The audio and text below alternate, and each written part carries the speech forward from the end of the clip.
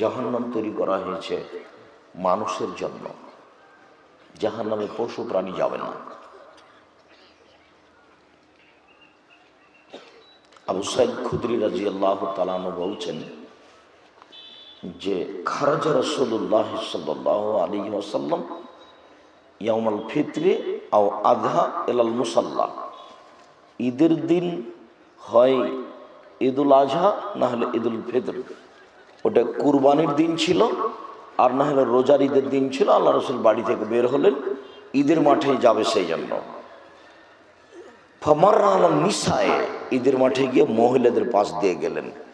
তো মহিলাদের পাশ দিয়ে যাওয়ার সময় তিনি বলছেন, ইয়া মাশারান নিসা তাসাদ্দাকনা, হে মহিলাদের জামাত, তোমরা দান করো।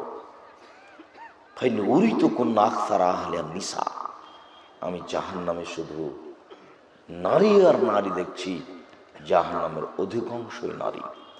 জাহান্নাম বলতে নারী আর নারী, জাহান্নাম বলতে নারী আর নারী, জাহান্নামের অধিকাংশ মানুষই নারী।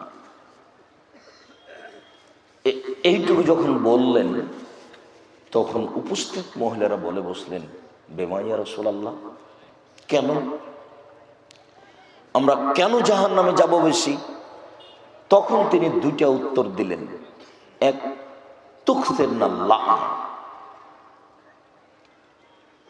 মহিলারা বেশি বেশি অভিশাপ করে, তোমরা বেশি বেশি অভিশাপ করো, অল্পতেই মানুষের বদনাম করো, সাধারণ কথা নিয়ে লেগে থাকো, কে কি করলো এই নিয়ে বলা বলি করো। এখন যেগুলো যুবক পুরুষের অভ্যাস দোকানপাটে করে। তো রাসূল সাল্লাল্লাহু আলাইহি সাল্লাম বললেন যে শোনো, ওরা স্বামীকে মানুষের অকৃতজ্ঞতা প্রকাশ করে, বদনাম করে, গীবত করে, অপ্রয়োজনীয় কথায় লিপ্ত হয়। এক, দুই, ও একফরনাল আসিনা, স্বামীকে মেনে চলে না। এই দুইটা কারণে তারা জাহান্নামে বেশি। আল্লাহর নবী এ কথা বললেন। তবে তিনি আর একটা বাক্য ওখানে বাড়িয়ে বলে রেখেছেন। তিনি বললেন, মারাআইতু মিন নাকাসাত আকলিন ওয়া দীনিন আযহাবা লিরুব্বির রাজুলিল হাযিম, বিদ্যাও কম বুদ্ধিও কম, দিনও কম বুদ্ধিও কম, ইবাদতও কম বুদ্ধিও কম। ইবাদতও পুরুষের সমান করতে পারে না। কিভাবে করতে পারে না? 7 দিন হায়েজ থাকে, তখন নামাজ পড়তে পারে না, শ্যাম পালন করতে পারে না, সালাত একেবারেই মাপ। এই হিসাবে দিন ধর্ম কম, বুদ্ধিও কম। এরপরেও মারাআইতু মিন নাকাসাত আকলিন ওয়া দীনিন আযহাবা লিরুব্বির রাজুলিল হাযিম মিন ইহদাকুন্না, তোমরা পুরুষ মানুষের যত ক্ষতি করতে পারো এমন কোনো জাতি নাই যে তারা তোমাদের চেয়ে বেশি ক্ষতি করতে পারে।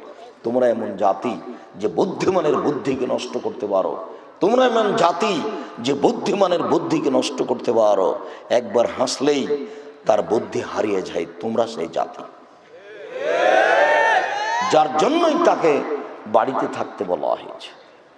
এই বাক্যটা তিনি বললেন, এই কারণে বেশিরভাগ জাহান্নামী। আমি তাই আফসোস করে বলি, এখনো যেসব মেয়েরা উপস্থিত হয়েছে, যেসব দিনী বোন উপস্থিত হয়েছেন, আমি বলি, এই মেয়ে শোনো, তুমি যে মাথায় কাপড় না দিয়ে ক্লাস 10-এ পড়ো, 9ম শ্রেণীতে পড়ো, যেদিন তুমি 8ম শ্রেণীতে উঠেছো সেদিন তোমার যুবতীর লক্ষণ তোমার শরীরে দেখা দিয়েছে। তুমি যে সেদিন থেকে রাস্তাঘাটে নগ্ন পোশাকে হাঁটছো, হাজারো মানুষের ইমানের ক্ষতি করে, তুমি কেমনে নিজেকে মনে করো যে আমি শিক্ষিতা নারী? তুমি কেমনে মনে করো যে আমি জান্নাতে যাব? এবং খুব আফসোস করে আমি ইব্রাহিম আলাইহিস সালামের ওই কাহিনীটা শোনাই। আপনি আমার দিনী বোন, আপনার এমন সাহস হয় বলতে পারবেন, এখন আপনি ছোট ব্লাউজ পরে আছে, আপনার পেটটা সবাই দেখতে পায়। কি বলবেন আপনি? আল্লাহকে আপনি কি বলবেন? তুমি একটা মেয়ে মাস্টার ডিগ্রি পাস করে আজকে বক্তব্য শুনতে এসেছ। আব্দুর রাজ্জাক সাহেবের বক্তব্য অনেক ভালোবাসো, খুশি হলাম, ভালো কথা, অনেকেই ভালোবাসে, যার কারণে হাজারো লাখো জনগণ উপস্থিত। তো আসলে এইভাবে থেকে মাথা চুল জাতিকে দেখিয়ে, অঙ্গ প্রত্যঙ্গ জাতিকে দেখিয়ে তুমি কি মনে করো যে আমি একটা কথা বললে আল্লাহ মেনে নেবেন? দিন রাত বদনাম আর গিবাদ দিয়ে মুখখান খালি একবারে পয়সা নষ্ট হয়ে আছে। আর খারাপ মানুষের প্রশংসা করে, অমুকের চরিত্র ফুলের মতো পবিত্র। আর আরো আলেম ওলামার বিরোধিতা দেখে আমাকে অবাক লাগে।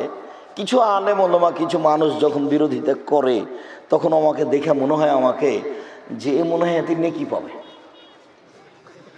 এত বদনাম করছে কেন, এর এত বদনাম করাতে কি আছে?